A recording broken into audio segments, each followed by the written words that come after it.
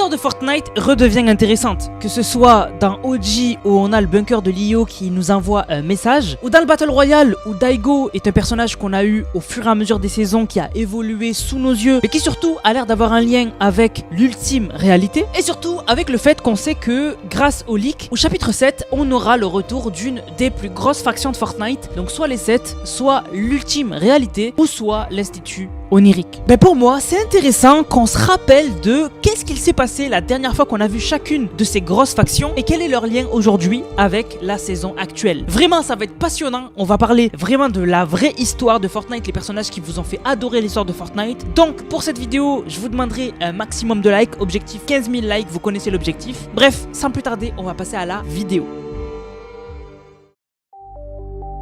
Pour bien commencer cette vidéo, on va parler de votre groupe préféré, les 7. Alors les 7, je pense que vous en connaissez déjà pas mal, mais il y en a certains qui ont été introduits dans les comics et peut-être que vous les avez pas retenus. Donc parmi les 7, on a ceux qu'on connaît de base déjà, le visiteur, le scientifique, la fondation, le paradigme, et les autres, ils sont un peu moins connus parce que introduits à la fin et on n'a pas trop eu grand chose d'eux avant qu'ils soient retirés. Donc on a l'origine et les sœurs. Les sœurs, je pense que c'est celles qui ont été le moins développées dans le jeu. Et par contre, elles ont été beaucoup développées dans les comics. Mais par contre, il y en a une des deux qui est l'ordre, qui elle n'a presque pas été développée. Et c'est vraiment dommage. Parmi les sœurs, celle qui a été le plus développée, c'est l'onirisme. Et alors les 7, du jour au lendemain, ils ont disparu. On a retrouvé en fait qu'une partie de chacun. Comme pour l'ordre, on a retrouvé son épée. Pour l'onirisme, on a trouvé ses ailes, etc., etc. Et en fait, on s'est rendu compte que c'était à cause du chrome. Le chrome, en fait, les a tous touchés et les a tous, on a cru sur le moment, tués. Mais vous vous êtes jamais demandé comment on sait que les 7 ils sont toujours vivants? Vous êtes jamais demandé? Pour ceux qui ont suivi, parce que c'était un peu tard,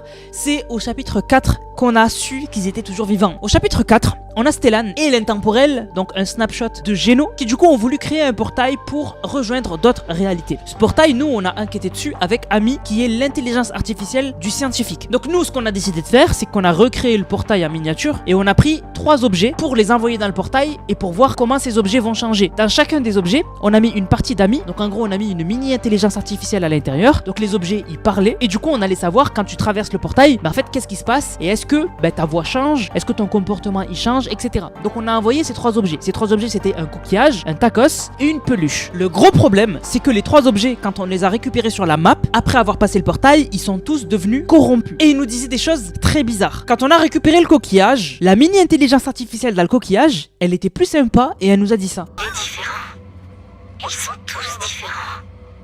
Ils changent en ce moment même.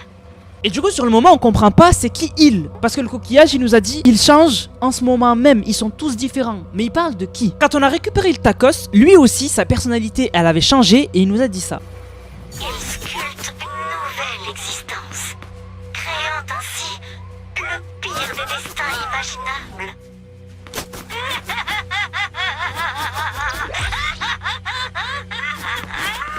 Donc c'est un peu inquiétant. Et un dernier, c'est la peluche qui, elle, carrément, a été modifiée. C'est-à-dire qu'à la base, la peluche, c'était juste un nounours normal. Et quand on l'a récupérée, c'était une peluche démoniaque. Et elle a dit ça. Vous le retrouverez.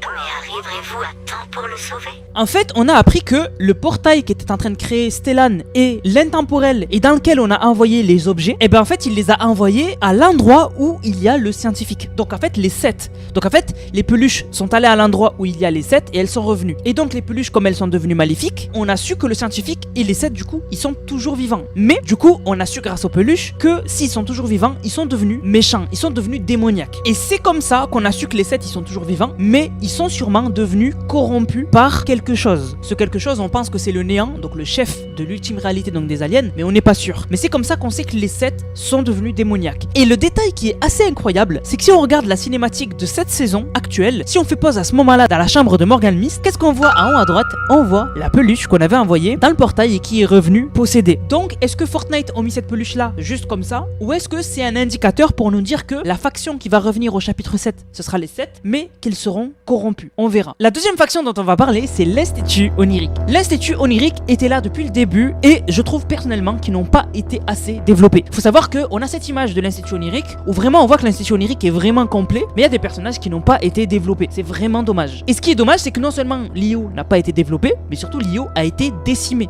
En fait, rappelez-vous de l'événement Collision. Dans cet event, on a décimé une grosse partie de l'Institut Onirique. D'ailleurs, beaucoup pensaient qu'on avait tué Sloan dans cet event, mais finalement, elle est revenue plus tard dans la saison de la jungle. Quand Sloan, elle est revenue seule. Donc pour l'instant, Sloan, elle a l'air d'être seule et personne ne l'accompagne. Quand elle est revenue, elle nous a aidé pour le projecteur stellaire. Plus tard, elle était toujours là dans la saison de Cadeau Thorn, mais plus discrète. Et finalement, dans la saison OG, elle nous a laissé des messages, non pas dans le temps, mais dans l'espace. Et depuis, Sloan, on n'a plus de nouvelles. Et Lio, du coup, ils ont l'air d'être décimés en partie. Il y a sûrement des personnages de l'Institut Onirique qui sont toujours vivants, et du coup, Lio peut revenir. On n'est pas à l'abri que Lio avait sûrement des agences, des gros bâtiments dans d'autres réalités, et que du coup, ces réalités-là n'ont pas été touchées dans l'événement Collision. Mais Lio, du coup, la trace de Lio, la dernière fois qu'on a eu une trace de Lio, c'était Sloan, et du coup, c'était dans la saison OG. Depuis, on n'a pas eu de nouvelles de Lio, mais vraiment zéro. Sachant que John, ça fait très longtemps qu'il a quitté Lio, et même lui, il en parle plus de l'Institut Onirique. Par contre, ce qui est intéressant, c'est que si on se fie à cette image, on se rend compte que les ombres, ils étaient affiliés à l'Institut Onirique, plus particulièrement l'agent KO. Et récemment, vous l'avez vu dans les quêtes, on s'est rendu compte que Jones, il enquête sur les ombres par rapport à Midas. Et on avait même le logo des ombres, donc le logo de l'agent KO, sur le tableau qu'on a eu dans l'enquête récente qu'on a fait sur l'histoire de cette saison. Et ce qui est intéressant, c'est que j'ai remarqué dans la cinématique de cette saison que ceux qui tirent à un moment sur Light Rider, c'est des gardes des ombres. C'est des gardes des ombres, les mêmes qu'on avait à l'époque. Et surtout, ils sont à Utopia City. Et il y a qui à Utopia City? Il y a Midas. Et donc peut-être que Midas va ramener les ombres et du coup que ce sera ses gardes privés à Utopia City. Je sais pas.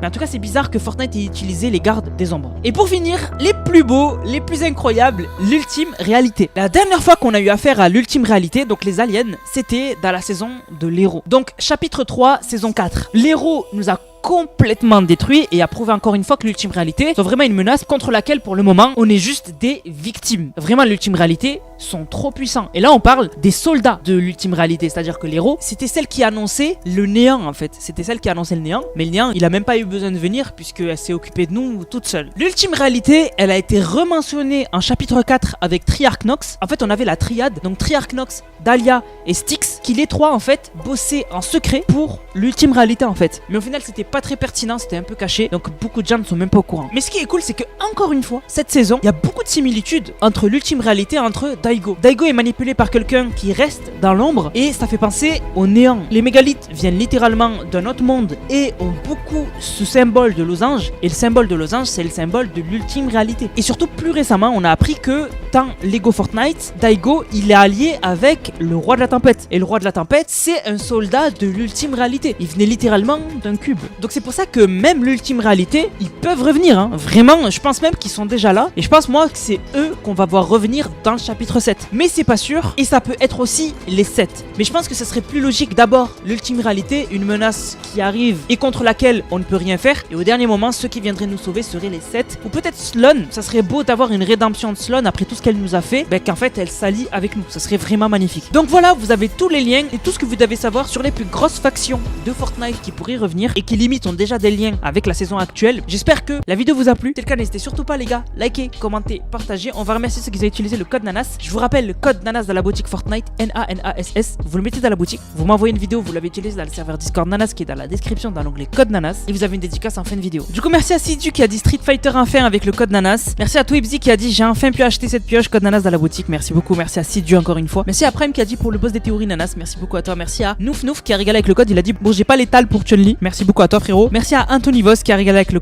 code Nanas. Bon, c'est juste lunaire en fait, il a envoyé 1000 vidéos. Merci à Sidiou qui a régalé avec le code Nanas. Merci à Fabien qui a dit j'ai pas besoin de skin légendaire, j'ai Nanas en code créateur et ça me donne plus de 200 en charisme et en respect dans le bus de combat. Merci à toi la légende depuis l'Afrique au Burkina. Merci beaucoup, incroyable frérot. Merci à Spider Hero Gamer qui a dit code Nanas forever, c'est pour toi Nanas mon frère. Merci à Ariane qui a dit le Bruno Mars qui me manquait avec le code Nanas. Merci à Noxy qui a dit Son avec le code Nanas, Son et Bruno avec le code Nanas. Merci beaucoup à toi. Merci à Naestro qui a dit nouvel achat du pass de combat après avoir galéré à économiser des V-Bucks avec le code Nanas dans la boutique. Hâte de voir la partie 2 de ta dernière vidéo, merci beaucoup. Et merci à Zizou qui a régalé avec le code Nanas. Du coup la famille, j'espère que la vidéo vous a plu. Si c'est le cas, n'hésitez surtout pas à liker, commenter, partager. On se capte les gars pour une prochaine vidéo, c'était Nanas, pour nous, c'est de vous. Bang, bang, bang.